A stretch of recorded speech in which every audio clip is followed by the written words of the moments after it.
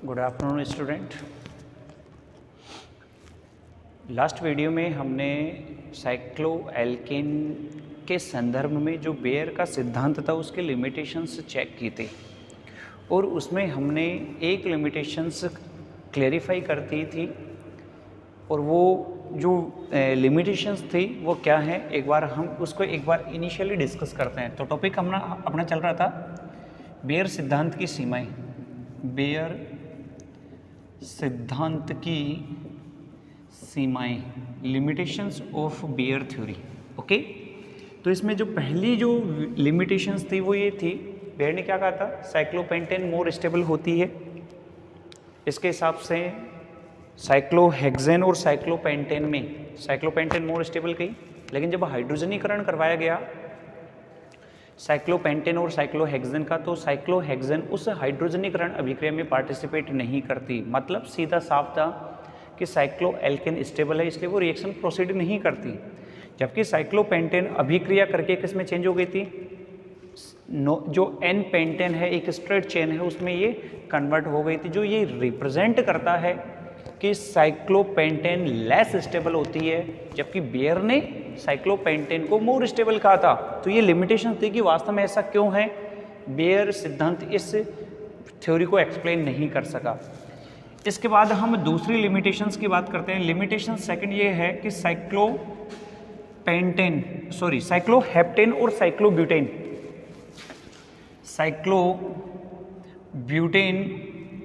और साइक्लोहेप्टेन, इन दोनों के लिए जो एंगल स्ट्रेन है, बंद तनाव, उसके मान लगभग समान होते हैं, लगभग समान होते हैं। इस हिसाब से इन दोनों का जो बनना है, अगर एंगल स्ट्रेन का मान अगर समान है तो ये कहना होना चाहिए कि इनका जो स्थायित्व है वो भी समान होना चाहिए, लेकिन ऐसा वास्तव में नहीं होता। हम ये कहते हैं कि साइक्लोहेप्टेन ज़्यादा स्थायी होती है बजाय किसके, साइक्लोब्यूटेन के।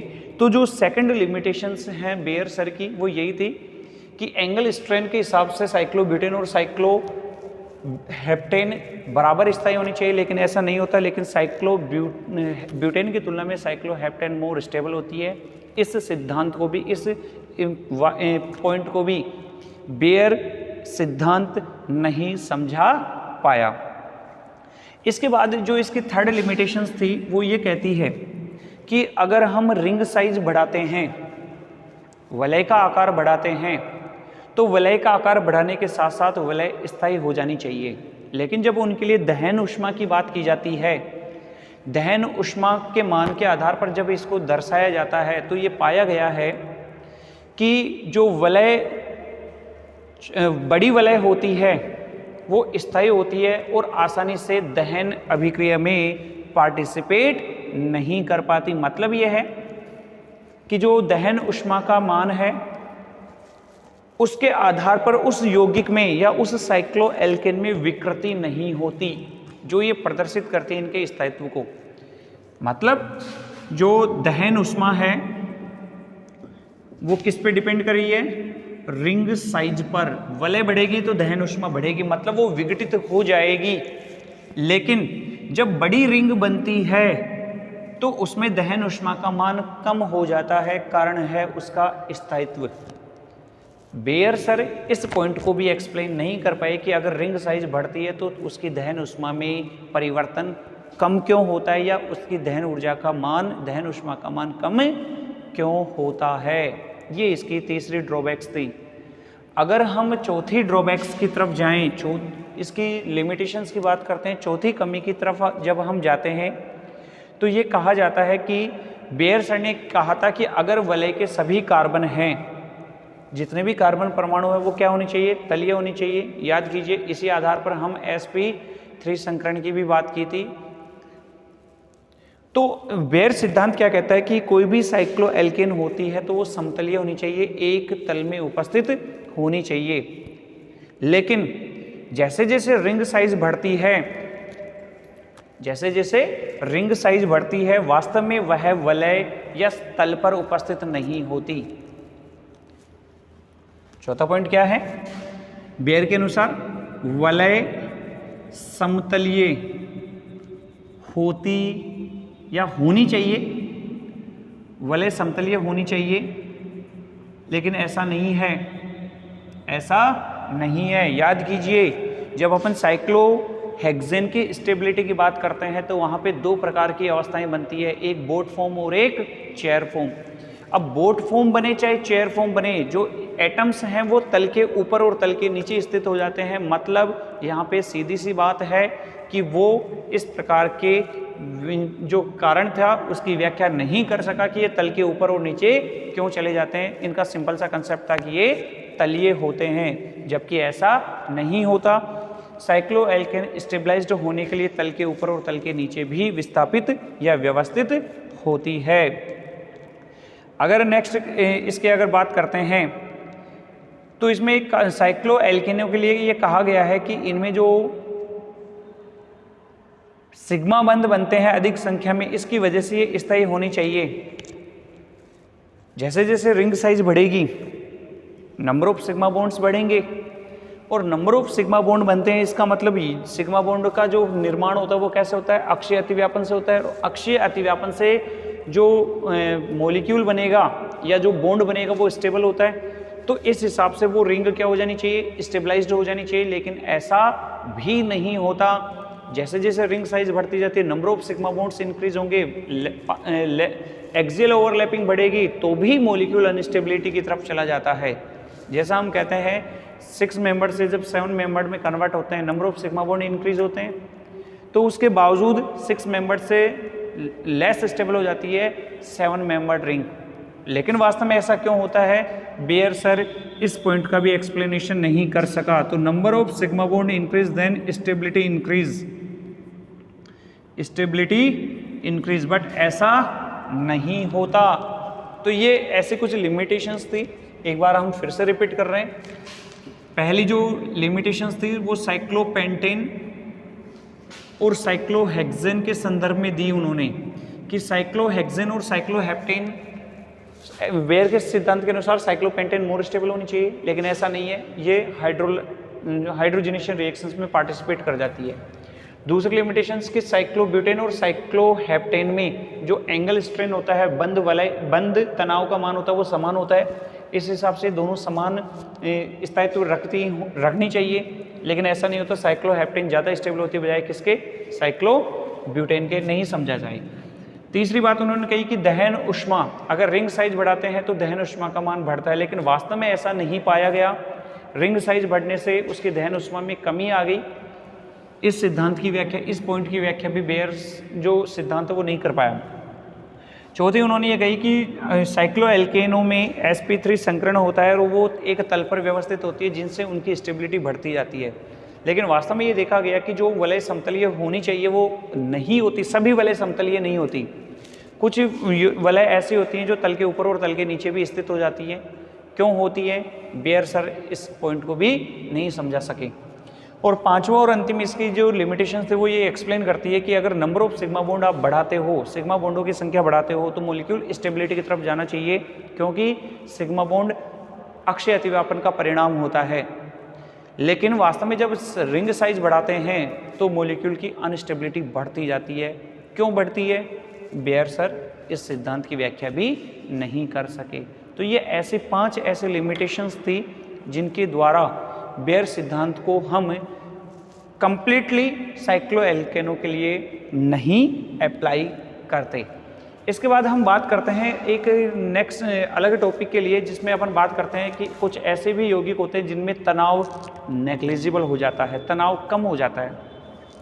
और तनाव कम करने के लिए उनमें कुछ स्पेशल जो प्रोसेस होती है जिसको अपन फ्लिपिंग कहते हैं, उसके थ्रू वो अपनी स्टेबिलिटी की तरफ जाती है और जो तनाव है, वलय तनाव, उसको क्या कर देते हैं, ये कम कर देते हैं।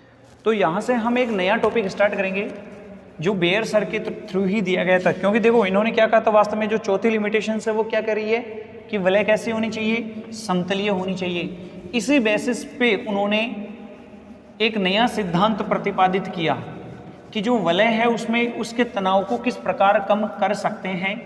उस तनाव को कम करने के लिए उन्होंने सिद्धांत दिया थ्योरी ऑफ स्ट्रेनलेस रिंग। मतलब है विकृति युक्त या विकृति विहीन वलय का सिद्धांत। स्ट्रेनलेस का मतलब क्या होता है? तनाव मुक्त। तो यहां पे नेक्स्ट टॉपिक अपन पढ़ेंगे theory of strainless ring. Theory of strainless ring, विकृति मुक्त वलय का सिद्धांत। अब ये भी सिद्धांत किसके द्वारा दिया गया था? ये भी बेयर सर के द्वारा ही दिया गया था, जो वास्तव में उन्होंने ये समझाया था कि भैया इनकी जो संरचना होती है वो कैसे होती है? समतलीय होती है। तो अपन ये कह सकते हैं कि बेयर के अनुसार जो साइक्लोएल्केन होते हैं वो कैसे होते हैं?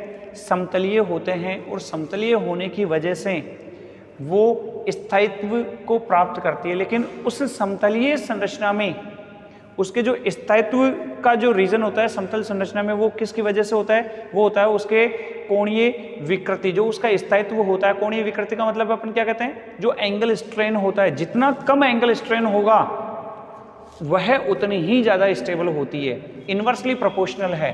तो अपन कह सकते हैं stability inversely proportional to angle strain मतलब कोणीय तनाव कह सकते हैं अपन। क्या कह सकते हैं इसको? कोणीय तनाव। कि जितना ज्यादा कोणीय तनाव होगा स्टेबिलिटी उतनी ही कम हो जाएगी, और जितना ज्यादा अपन जितना कम करेंगे एंगल स्ट्रेन को, उस साइक्लोएल्केन की जो स्टेबिलिटी है वो उतनी ही बढ़ जाएगी। तो इसके लिए उन्होंने क्या कहा कि अगर हम किसी रिंग की बात करते हैं कि जो 6 मेंबर या 6 मेंबर से ग्रेटर है, 6 या 6 कार्बन से अधिक वलय की कोई रिंग है, तो वो इस प्रकार क्या करती है? कुछ स्पेशल कंडीशंस में अपने वलय तनाव को क्या कर लेती है? ये कम कर लेती हैं, और जो बंद कोण का मान है वो लगभग 109 डिग्री 28 मिनट के आसपास पहुंच जाता है या उससे ज़्यादा हो जाता है।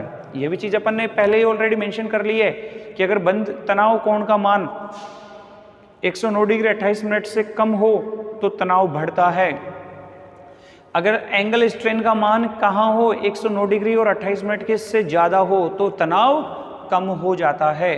तो इसके लिए इन्होंने क्या कहा कि जो सासे और मोरे है, 2 साइंटिस्ट आए थे, सासे और मोरे, इन दोनों ने, सासे एंड मोरे, इन दोनों ने ही जो बेयर का सिद्धांत था, इस बेयर सिद्धांत को जो लिमिटेशंस मानी थी, देखो लिमिटेशंस बेयर ने क्या कहा था कि समतली होनी चाहिए, लेकिन वो कई बार तल के ऊपर और नीचे व्यवस्थित हो जाती है। ये किसने कही? सासे और मोरे ने। तो एक तरह से सासे और मोरे ने जो बेयर का विकृतीकरण सिद्धांत था उसमें कुछ शिथिलता प्रदान कर दी कि भैया अगर रिंग साइज बढ़ाते हो तो तनाव को कम किया जा सकता है। कैसे कम कर सकते हैं? ये सासे और मोरे ने निर्धारित किया। तो सासे और मोरे के अनुसार क्या है कि सासे ने क्या कहा कि 6 या 6 से अधिक कार्बन वाली जो वलय होती है वो समतलीय न होकर पुकर्ड फॉर्म में होती है। पुकर्ड फॉर्म, पुकर्ड का मतलब होता है कि जो तल पर व्यवस्थित नहीं है पूरी तरह से, जो तल पर व्यवस्थित नहीं है पूरी तरह से, तो पुकर्ड फॉर्म के रूप में ये व्यवस्थित होती हैं, जिसमें उनका जो बंद कोण का मान है उसमें विचलन नहीं हो पाता। परिणाम स्वरूप इनमें जो वलय तनाव है वो वेरी नहीं करता, उनमें विचलन नहीं होने से वो स्थायित्व की तरफ चली जाती है। अब सासे और मोरे ने जो एक्सप्लेनेशन दिया, सासे और मोरे ने जो एक्सप्लेनेशन दिया किसके लिए? विकृति मुक्त वलय का जो सिद्धांत है वो सासे और मोरे के थ्रू दिया गया है, जिन्होंने बेयर की जो स्ट्रेन थ्योरी थी, विकृतीकरण सिद्धांत था, उस सिद्धांत को उन्होंने खंडन किया और उनकी स्टेबिलिटी की बात कही। अब सासे और मोरे का सिंपल सा कंसेप्ट किसके लिए अप्लाई कर रहे हैं अपन? 6 और मोर देन 6 मेंबर रिंग की बात कर रहे हैं। अब जैसे हम बात करते हैं साइक्लोहेक्सेन के लिए, साइक्लोहेक्सेन देखो सबसे प्रेफर्ड एग्जांपल होता है इनमें विकृति विहीन वलयों के लिए साइक्लोहेक्सेन। तो इसमें हमने पहले ही बात कर ली थी कि दो विशेष प्रकार की परिस्थितियों में विन्यासित तो होती है। साइक्लोहेक्सेन दो फॉर्म में होती है, एक तो होती है चेयर फॉर्म, चेयर फॉर्म कुर्सी रूप, और एक होती है बोट फॉर्म नौका रूप। अब कैसे होती है वो समझना। चेयर है, इसको हम इमेज करते हैं, और इन दोनों में से भी जो मोस्ट स्टेबल होगी वो कौन सी होगी। अगर आप इस स्पीसीज की बात करते हैं तो यहां पे आपको कुछ इस तरह से नजर आता है कि एक एटम ऊपर है, दो यहां है, फिर दो यहां है और एक नीचे की तरफ है। मतलब एक, फिर दो यहां, तीन, दो यहां, पांच, और फिर एक नीचे की तरफ चला जाता है, छह। तो एक तरह से इस तरह की जो स्ट्रक्चर बनेगी वो बनाते हैं अपन चेयर फॉर्म। आप इसको इमेज करोगे कि एक एटम यहाँ है, दो एटम यहाँ है, दो एटम यहाँ है, और फिर एक एटम यहाँ की तरफ चला जाता है। जब हम इसको फ्रंट व्यू देखते हैं, सामने से जब हम इसको देखते हैं, कैसे देखते हैं, जब हम इसको सामने से देखते हैं तो हमें एक स्थायी फॉर्म निकल के नजर आती है। और अगर हम बात करते हैं न्यूमान प्रोजेक्शन फॉर्मूला और सोहार्स प्रोजेक्शन फॉर्मूला की बात करते हैं, न्यूमान और सोहार्स ने किसी भी मॉलिक्यूल को 3D में देखने का रिप्रेजेंटेशन दिया था। सोहार्स ने कहा था भैया आप साइड व्यू देखिए, जबकि न्यूमान ने कहा था, न्यूमैन ने, कि सामने से देखिए। किसी भी मॉलिक्यूल को 3D में देखना है तो सामने से, फ्रंट व्यू और साइड व्यू की बात करते हैं। तो इस प्रकार की जब संरचना प्रदर्शित होती है तो इनमें जो इनके हाइड्रोजन एटम्स की बात की जाती है कि हाइड्रोजन जो एटम्स हैं वो किस प्रकार अरेंज्ड होंगे, उस संरचना के आधार पर इनके स्ट्रेन को कम किया जाता है। और ध्यान रखना कि जो चेयर और बोट फॉर्म होती है वो एक दूसरे में इंटर कन्वर्टिबल होती हैं। कैसे होती हैं ये? इंटर कन्वर्टिबल होती है। ये इसमें चेंज होती रहती हैं और ये इसमें चेंज। लेकिन इन दोनों में से अगर स्टेबिलिटी की बात की जाती है तो मोर स्टेबल कौन सी है? Chair form is more stable then boat form. तो यहां से लिखेंगे अपन मोर स्टेबल और इसको अपन कहेंगे लेस स्टेबल। तो ये क्या करती है, एक दूसरे में जब इंटरचेंज होती है, एनर्जी को डिस्ट्रॉय करती हैं, एनर्जी बर्न करती हैं, खर्च करती हैं। तो एनर्जी खर्च करने की वजह से इनकी जो स्टेबिलिटी है वो बढ़ जाती है और अपने एंगल स्ट्रेन की वैल्यू को क्या कर देती हैं, कम कर लेती हैं। बात समझ में आ रही है? अब देखिए इनका जो व्यू रिप्रेजेंटेशन है मोर स्टेबल है, तो हम एक सिद्धांत पढ़ के आए हैं। एक न्यूमान प्रोजेक्शन फॉर्मूला है, न्यूमान प्रोजेक्शन फॉर्मूला, एक होता है सोहार्स प्रोजेक्शन फॉर्मूला। न्यूमान ये कहता है कि किसी भी मॉलिक्यूल को आप फ्रंट में से देखिए, सामने से देखिए, फ्रंट व्यू बोलते हैं इसको। फ्रंट व्यू किसने दिया? न्यूमान ने। जबकि सोहार्स प्रोजेक्शन फॉर्मूला ये कहता है साइड व्यू। आप साइड में से देखिए किसी मॉलिक्यूल को, सामने से ना देखते हुए अपन साइड में देखते हैं।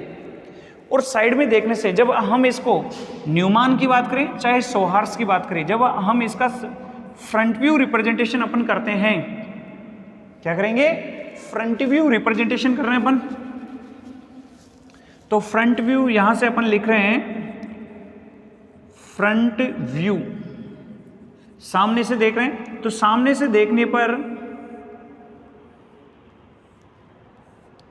इसके जो एटम्स हैं वो इस तरह से नजर आते हैं। जबकि हम जब इसको सामने से देखते हैं फ्रंट व्यू, तो इसमें आपको एटम के पीछे एटम नजर आते हैं, एटम के पीछे एटम नजर आते हैं। मतलब एक एटम आप लेओगे तो उसके जस्ट पीछे दूसरा एटम भी आ जाता है। तो सामने वाला एटम है वो पीछे वाले एटम को पूरी तरह से कवर कर लेता है, ढक लेता है, ठीक है। लेकिन जब हम एंगल की बात करते हैं, उसको हम रोटेट करते हैं, जैसे ये बैक बिल्कुल पीछे आ रहा है, हम इसको 180 डिग्री से रोटेट करते हैं, तो देखो एक एटम तो कहाँ चला गया? बिल्कुल जस्ट नीचे, और एक एटम कहाँ है? जस्ट ऊपर। तो मैक्सिमम डिस्टेंस पे आ गया क्या? अब ये वाली कंडीशन है तो यहाँ पे क्या कर रहे हैं अपन? एटम एटम रिपल्सन होगा। ये वाली कंडीशन आ रही है, एटम एटम रिपल्सन। जब हम इसको रोटेट करते हैं 180 से, तो ये मैक्सिमम डिस्टेंस पे चला जाएगा। मैक्सिमम डिस्टेंस पे जाएगा तो हम कहेंगे कि इनमें जो प्रतिकर्षण है वो क्या हो जाएगा? न्यूनतम, और जितना प्रतिकर्षण कम होगा मॉलिक्यूल की स्टेबिलिटी उतनी ही ज़्यादा हो जाती है। तो इस फॉर्म को कहा जाता है सांतरित अवस्था।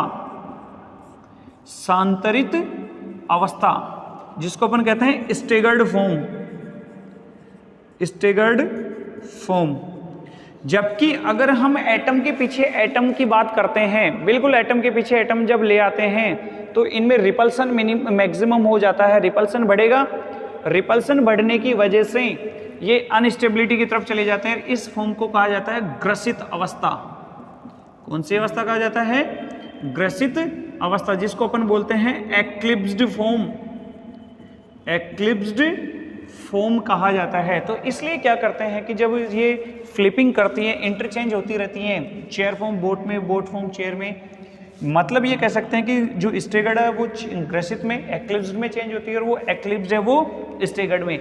तो अपनी एनर्जी को रिड्यूस करते हैं और वो स्टेबिलिटी की तरफ चले जाते हैं। ओके, तो यहाँ से हम बात करते हैं। और यहाँ पे अगर चाहो तो देखो यहाँ पे क्या होते हैं, इसके पास हाइड्रोजन हाइड्रोजन होते हैं। तो ये जो हाइड्रोजन हैं इनको कहा जाता है फ्लैगपोल हाइड्रोजन। Flagpole hydrogen. तो ये फ्लैगपोल हाइड्रोजन क्या होते हैं? बहुत पास पास होते हैं, बिल्कुल एटम पास पास होंगे। एटम पास पास होंगे तो रिपल्सन मैक्सिमम, और रिपल्सन बढ़ने की वजह से ये क्या होते हैं? अनस्टेबिलिटी की तरफ चले जाते हैं। तो यहाँ से सांसे और मोरे ने यही चीज़ एक्सप्लेन की कि अगर हमको किसी रिंग का तनाव कम करना है तो आप उसमें इंटरचेंज, जो इंटर कन्वर्टिबल जो स्थितियां हैं वो चेक कीजिए। उसके आधार पर वो अपनी एनर्जी को रिड्यूस करती हैं और स्टेबिलिटी की तरफ चली जाती हैं। ये एक्सप्लेनेशन था थ्योरी ऑफ स्ट्रेनलेस रिंग के लिए, जिसमें साइक्लोहेक्सेन चेयर और बोट फॉर्म में प्रदर्शित होती हैं। चेयर फॉर्म सामान्यतः अपन कह सकते हैं कि सांतरित अवस्था को प्रदर्शित करती है, जबकि बोट फॉर्म ग्रसित या एक्लिप्स्ड फॉर्म को प्रदर्शित करती है। इसके आधार पर हम ये कह सकते हैं कि जो चेयर फॉर्म है वो ज़्यादा स्टेबल होती है बजाय किसके? बोट फॉर्म के। इसलिए साइक्लोहेक्सेन क्या होते हैं? मोर स्टेबलाइज्ड होते हैं। तो यहाँ से आपका जो टॉपिक है साइक्लोएल्केन वो कंप्लीट होता है। नेक्स्ट वीडियो में हम डिस्कस करने वाले हैं एल्कीन्स की जो प्रॉपर्टीज़ हैं, प्रिपरेशन मेथड, और उनकी जो फिजिकल और केमिकल प्रॉपर्टीज़ को डिस्कस करेंगे। तो नेक्स्ट क्लास में एक नए टॉपिक एल्कीन के साथ मिलेंगे। तब तक आप पढ़िए और मस्त रहिए।